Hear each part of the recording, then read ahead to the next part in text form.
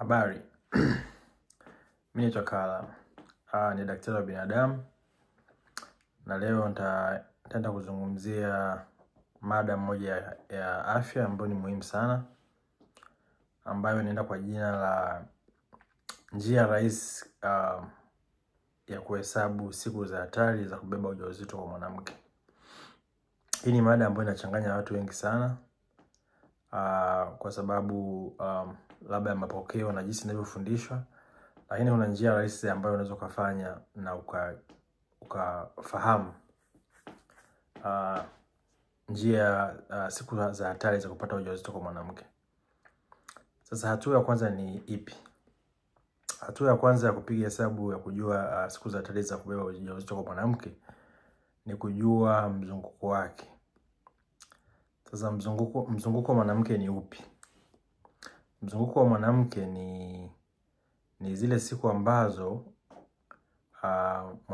ukihesabu kuanzia siku ya kwanza mwanamke kuona siku zake mpaka siku moja kabla ya kuona siku za mwezi unaofuata, au siku za kuona damu inayofuata baada ya ile ya kwanza, ndio huo mzunguko. Watu wengi huwa wanachanganya, wanahisi mzunguko ni zile siku ambazo mwanamke anaona damu. Ule sio mzunguko. Zile ni siku za hedhi.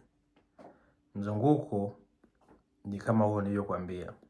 Mfano, mwanamke ameona siku zake za hedhi tarehe 1 mwezi wa kwanza.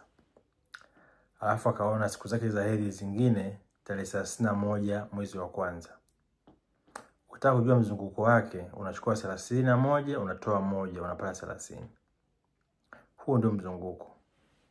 Sasa wanawake kuna ambao wana mizunguko mifupi, kuna ambao wana mizunguko mirefu, na kuna ambao wana mizunguko ya kawaida. Nitakuja na mifano ya mizunguko mbalimbali. Kwa mfano, mzunguko mfupi unaweza kuwa labda una siku 25. Kama mzunguko mfupi una siku 25, unaupataje? Unakuta labda kwa mfano mwanamke ameona siku zake tarehe 1 mwezi wa kwanza. Alafu zikajirudia tena tarehe 26 mwezi wa kwanza. Ukitoa 26 ukatoa 1, unapata 25. Maana yake huo ni mzunguko mfupi. Unaweza kuwa hata siku 21, inategemea na mtu. Kuna ambaye ana mzunguko wa kawaida wa siku 28. Kwa mfano, ameona tarehe zake tarehe 1 mwezi wa kwanza, baadaye akaona tena siku zake tarehe 29 mwezi wa kwanza. Ukichukua 29 ukatoa 1, unapata 28. Huo ni mzunguko wa siku 28. Kuna wanawake ambao mzunguko wako unakuwa mrefu mpaka siku 35. Kwa mfano, mtu ameona hedhi yake tarehe 1 mwezi wa kwanza. Baadaye akaona hedhi yake tarehe 5 mwezi wa pili. Ukichukua siku 31 mwezi wa kwanza ukajumlisha na siku 5 za mwezi wa pili, unapata 36. Ukitoa na 1 ile ya siku ya kwanza iliyopata hedhi, unapata 35. Kwa hiyo kitu cha kwanza kabisa, jua mzunguko wako una siku ngapi. Na usifuatilie mzunguko wako kwa mwezi mmoja ukaashumu kwamba tayari. Hapana. Tunashauri angalau mtu afuatilie mzunguko wake kwa miezi 4 mpaka 6, ili ajue mzunguko wake umetulia. Tarehe mzunguko haubadiliki, kwa sababu mzunguko kama unabadilika, hii njia inaweza isikufae. Mzunguko ambao unatakiwa utumie kwenye kalenda ni mzunguko ambao umetulia. Basi. Ukishajua mzunguko wako una siku ngapi, kinachofuata ni kujua tarehe zako za hatari za kubeba ujauzito. Yaani siku ambayo yai linashuka kutoka kwenye viungo vya uzazi. Kitaalamu tunasema ovary. Sasa nitaanza na mzunguko mfupi. Shumu na mzunguko wa siku 25. Unataka kujua siku zako za hatari ni zipi. Unachotakiwa kufanya wewe, chukua 25, toa 14. 14 ni constant.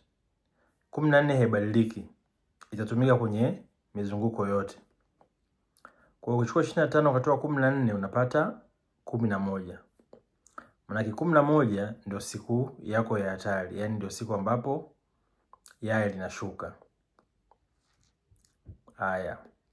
Sasa ukishajua kwamba siku yako yai linashuka siku ya 11, unatakiwa uongeze 2 kwenye hiyo siku yako 11 na utoe 2. Maana yake utakuwa na siku 5. Siku ya 11 yenyewe, siku ya 12, siku ya 13, siku ya 10 na siku ya 9. Zote hizo ni hatari. Mfano mwingine, kama una mzunguko wa kawaida wa siku 28. Chukua 28 toa 14. Kumbuka 14 ni constant. Unapata 14.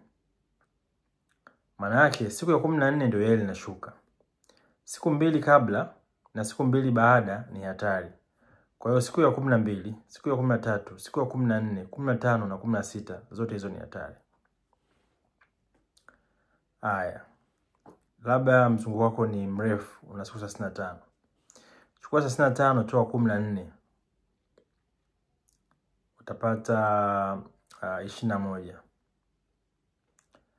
Maana yake siku ya 21 ndio yai linashuka. Siku 2 kabla na siku 2 baada ni hatari. Kwa hiyo siku ya 19, 20, 21, 22, 24 zote hizo ni hatari, siku 5. Kwa nini tunaongeza na kutoa? Ni kwa sababu yai la mwanamke linaweza likashuka siku ya 14, siku yoyote ambayo imepangwa kushuka, na likachelewa kufa. Yai la mwanamke linachukua mpaka masaa 24 mpaka 48 kuwa hai pale. Ndio maana tunapunguza hizo chances za kukosea.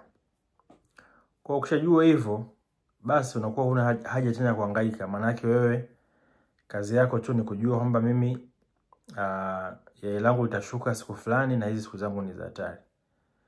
Hiyo ndio njia rahisi ya kuhesabu siku za hatari. Usichanganye na vitu vingine na hesabu nyingi zitakuchanganya.